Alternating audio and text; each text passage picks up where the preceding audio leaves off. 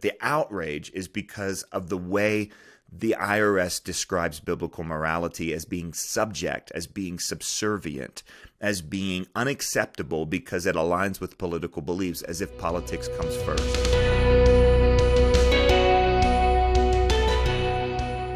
This is a kind of stunning situation in Texas. There's a group there that I think you and I both know very little about. I don't know. Apparently, this Republican woman, she was a former Republican lawmaker in Texas, I believe, started a group called Christians Engaged. And other than the fact that their name is Christians Engaged, I don't really know anything about them. But this is some sort of public advocacy group. She wanted to create a nonprofit, a 501c3 organization that would encourage Christians to get involved in public policy, is what it sounds like. The IRS this week or last week issued a letter denying their tax-exempt status, saying that they were violating the nonpartisan rules that groups have to adhere to in order to be tax exempt. And I wanted to go through with you a couple lines in this letter from the IRS because it's pretty stunning. And we know now that there's a conservative law organization called First Liberty that has kind of taken on this case. And, you know, in all of my legal expertise, which is very little, I can't imagine this decision won't be overturned, but I'll leave that to you to tell us what you think is going to happen here. But there's a couple lines in this letter from the IRS that I wanted to read and then just get your take on. So this is one of the craziest lines to me. It says, so this is the IRS speaking to this organization and explaining its decision. You instruct individuals on issues that are prominent in political campaigns and instruct them in what the Bible says about the issues and how they should vote. These issues include the sanctity of life, the definition of marriage, and biblical justice. These issues generally distinguish candidates and are associated with political party platforms.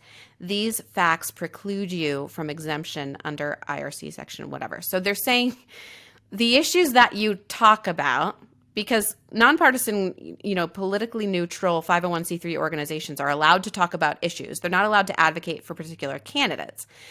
But they're saying the issues that you talk about and the way you talk about them are generally aligned with one political party. And obviously, between the lines here, it's the Republican Party. And because of that, you are not allowed to be tax exempt. That's what the IRS is saying. So what do you think about that, John Stonestreet? Well, look, the reasoning that the IRS gives in this letter is absolutely remarkable. And if they applied it more generally, none of us would ever have tax exempt status, including, you know, religious left groups like Sojourners and, you know, religious right groups like Focus on the Family. Planned Parenthood couldn't. I mean, listen to some of this lines. Certain aspects are weighted in determining campaign intervention as evidence within the ruling. While you educate voters on what the Bible says about issues, your educational activities are not neutral.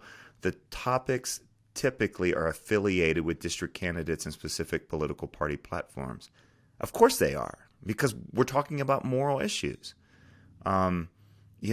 Information you present and on your website is not neutral.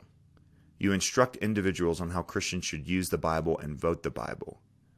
Because it's almost like the party platforms were there first, and then the Bible came in with these, you know, right. to like support various political platforms. Listen to this line here.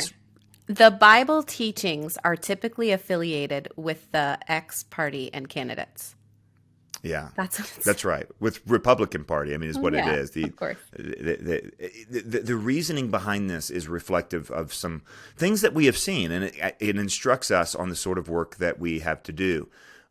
Because we've heard from various corners of the political sphere, whether you're talking about or from the government, whether you're talking about the IRS, you're talking about Juan Castro, who was an Obama appointee, or various other lines. I'm thinking of the New Mexico judge ruling on the Elaine Huguenin case down there. It was a wedding photographer in the early days of the same-sex marriage issue. is that basically it's okay to be religious, but you can never apply your religion to any moral or public issue ever. That's what the separation of church and state means. That's what makes it intolerable.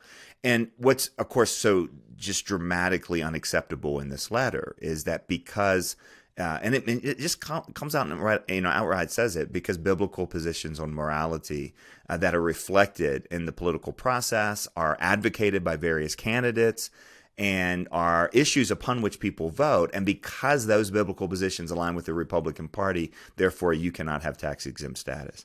There would never, ever be written a letter like this to a group that is saying, look, we believe, and by the way, there are groups like this, we believe that the Bible advocates for pro-abortion causes, so we're going to, you need to make voting decisions based on who endorses abortion and who is unashamedly pro-choice and who is not. There are groups that do that. There are specific religious leaders that say that out loud. There are churches that say that from the pulpit. There would never be an IRS letter from any division that would use this same reasoning to deny a left-leaning political group. Now, the problem is going to be if Christians turn around and make this just purely a political issue. In other words, the outrage is not because they denied a group that leans conservative. The outrage is because of the way the IRS describes biblical morality as being subject, as being subservient, as being unacceptable because it aligns with political beliefs, as if politics comes first. That's the fundamental thing that is wrong in the way we apply faith to politics, or we try to keep people from applying faith to politics. Our first freedom is our freedom of conscience, that we are not fundamentally getting from the government. The government is required, according to the First Amendment, to create space for our deepest conscience, for our deepest beliefs to be before God, before our conscience, before the state at all. And that is just back to front in this letter in just incredible ways. The language is over the top. We'll post a link to the letter at breakpoint.org because you need to see. But this is not a one-off, although I think you're right. I think it'll be overturned. I mean, there's nothing in this reasoning that makes any bit of sense in the way that almost any of our organizations have achieved 501c3 tax-exempt status, including those that very clearly advocate on the intersection of moral views and politics. I mean, let me just say this again. Let me just read this again. Information you present and on your website is not neutral. Okay, there's not a single political group anyway.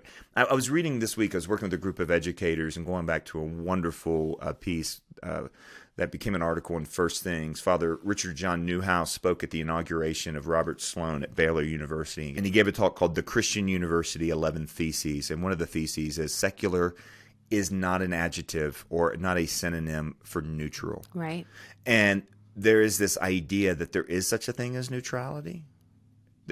Joe Biden's campaign site is not neutral.